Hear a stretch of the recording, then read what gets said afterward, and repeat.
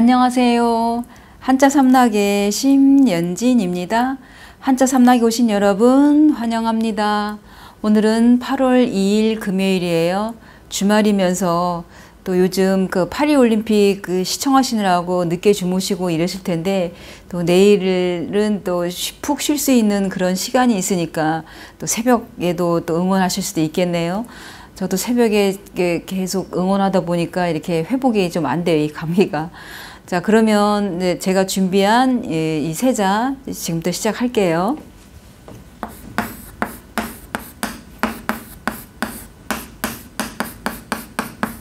이거는 두꺼비 섬.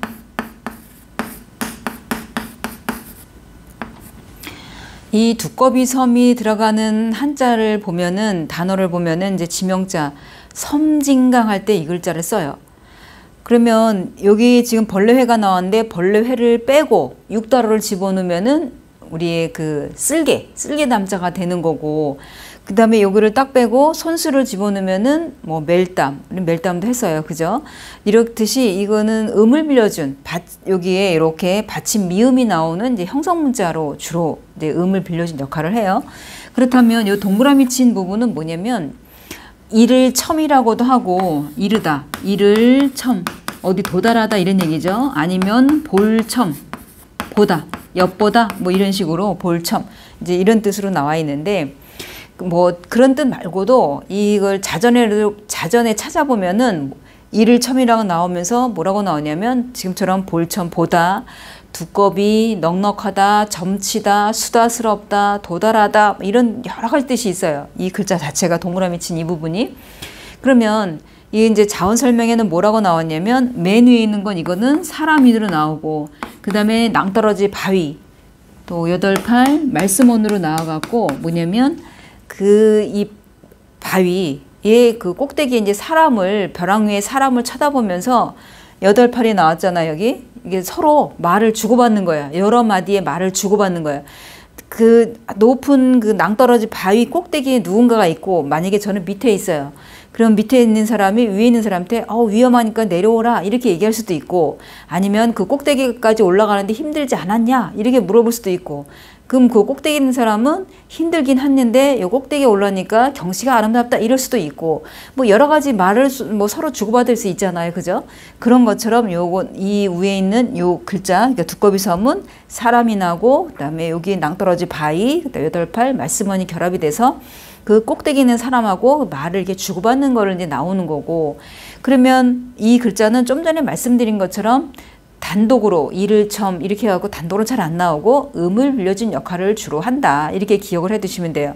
그래서 여기에 나오면은 보통 여기 받침이 이제 미음이 나온다는 거. 좀 전에 말씀드린 것처럼 육달어를 하면은 여기에 내 몸속에 있는 이제 쓸개 담할 때 종성에 미음 받침이 들어가잖아요. 손수가 들어가면 매일 담할 때 미음 받침 나가듯이, 그러면은 여기 이 글자 같은 경우에는 두꺼비 섬은 당연히 이 벌레가 나온 거는 꼭 벌레와 관련되어 있는 것만 나오진 않아요. 이 벌레 자가. 물론 이게 세 개가 나오면은 이렇게 쓰면 벌레충인데, 이렇게 쓰면 벌레충이에요. 그렇다면 예를 들어 이렇게 쓰면은 우리가 긴 뱀사 하듯이, 뱀도 이렇게 나오듯이 두꺼비가 곤충은 아니지만 그래도 이 그 벌레 해자가 나오면서 두꺼비 섬이라는 한자가 이제 나왔다, 이렇게 기억을 해 두시면 돼요. 뒤에 있는 거는 형성문자다, 이렇게 생각하시면 되고요. 자, 그 다음에 두 번째로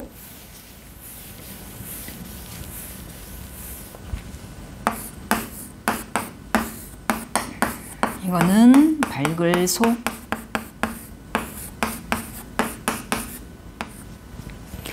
이 밝을 소가 들어가면은 여기다가 예를 들어서 이렇게 자세할 상자가 들어가면 소상이란 말은 분명하고 자세하다. 너 오늘 있었던 얘기를 소상히 얘기해봐. 뭐 이렇게 이렇게 떨어져 있는 상태에서 무슨 일이 있었는지 모르는데 뭔가 일이 있다 느낌에 엄마 촉으로, 그러면 너 오늘 무슨 일이 있었는지 하나도 빼지 말고 소상히 처음부터 끝까지 얘기해봐. 소상히 할 때 자세하게 얘기해라, 이런 얘기죠. 그러면 여기 동그라미 친 이 부분은 이제 불을 쏘, 그래서 뭐 예비 소지빌 할 때 소자 적었잖아요.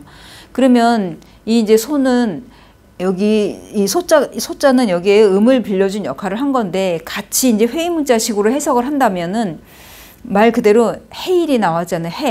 해가 이렇게 떠오를 때 어떤 모든 물체가 이게 어떤 누가 불러서 나오듯이 땅 속에서 나온다든가 아니면 나뭇잎이라든지 꽃이 핀다든가 그러니까 해가 뜨면서 만물이 이제 소생하듯이 말 그대로 여기는 해가 부른다라는 거는 해가 없으면 이런 생물들이 자랄 수가 없잖아요. 해가 있어야만이 그 땅 속에 있는 것도 풀들도 땅 밖으로 나오고 물론 이제 겨울 같은 경우에는 온도가 너무 차가우니까 영하의 기온이니까 못 올라오지만은 대개는 이렇게 봄이나 여름이나 가을 같은 경우에는 땅 속에서 땅 밖으로 풀들도 돋아나고 아니면 꽃도 피어나고 왜? 해가 있으니까. 그러니까 꼭 해가 어떤 물체를 이런 사물을 뭐 풀이라든지 나무라든지 꽃이라든지 이런 것들을 꼭 이게 불러서 하늘이 이게 해가 불러 나온 것처럼 이게 불러서 나온 것처럼 이렇게 그 바깥 세상으로 나오다 보니까 이 밑에 땅 속에 있다가 땅 밖으로 나오니까 바깥 세상에 밝다 해서 밝을 소 이렇게 생각하셔도 되는데 여기에 음을 빌려준 형성문자다 해도 전혀 상관이 없죠. 왜냐하면 형성문자니까 햇빛이 밝다 이렇게 기억을 하셔도 되고요. 이 불을소 같은 경우에는 여기 칼이 나와 있잖아요. 보통 입구가 사람의 입을 뜻하는 것도 있지만 식구를 뜻하는 게 훨씬 많아요. 그러면 이제 식구 아니면 인구할 때 사람을 불러서 이제 소집한다.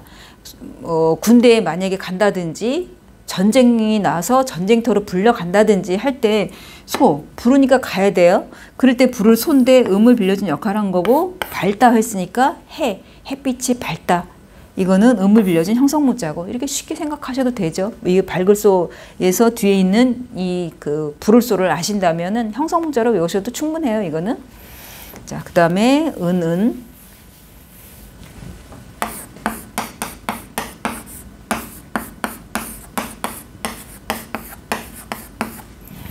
이게 낯설고 어려운 글자를 하게 되면 이렇게 저한테 댓글을 올려주시는 분들이 익숙하지가 않다, 어렵다 이렇게 말씀하셔서 이렇게 사이사이 쉬운 것도 하니까 같이 우리가 음식을 먹을 때 편식으로 이렇게 한 가지만 단백질만 섭취한 사람도 없고 뭐 지방, 뭐 무기질, 탄수화물 골고루 이렇게 섭취하듯이 저도 쉬운 글자 또 낯선 글자 이렇게 같이 섞어가면서 이제 하는 거예요. 이렇게 쉬운 것도 해요.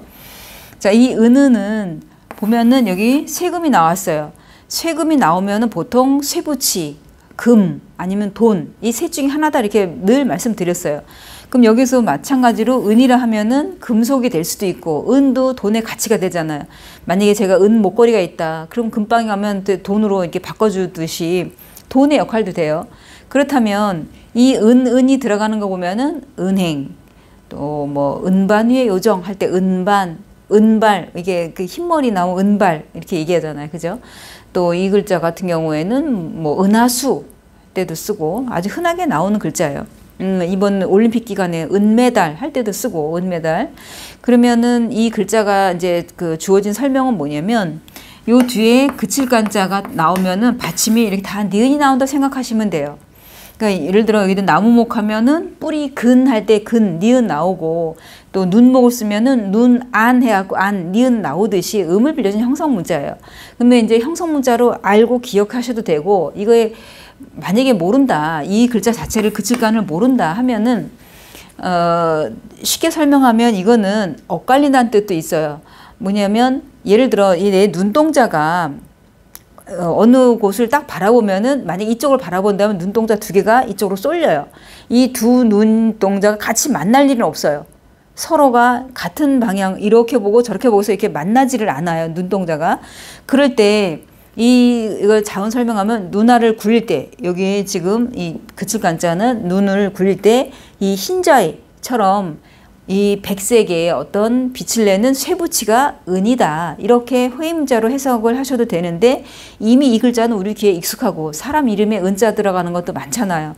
그렇기 때문에 또 은행 뭐 귀 익숙한 한자가 많다 보니까 그냥 이렇게 외우셔도 되는데 다만 주의하셔야 될 건 뭐냐면 여기다 점을 찍으면 안 된다는 거.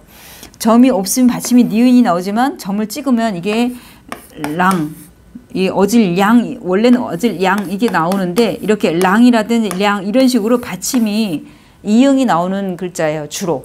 예를 들어 이렇게 쓰면은 이렇게 쓰면 밝을 랑이 되고, 그러니까 랑. 그다음에 요것만 빼면은 뭐 어질량도 되고, 이렇게 쓰면은 물결랑 이렇게 나오듯이 받침이 니은이 나온다 생각하면 되니까 점을 찍으면 안 된다는 거. 이거를 주의하시면 돼요. 자, 그러면 제가 준비한 이 세자 여기서 마치고 또 토요일 날 또 새로운 그 고사성어로 찾아뵙겠습니다. 지금까지 한자 삼락의 심연진이었습니다. 안녕히 계세요.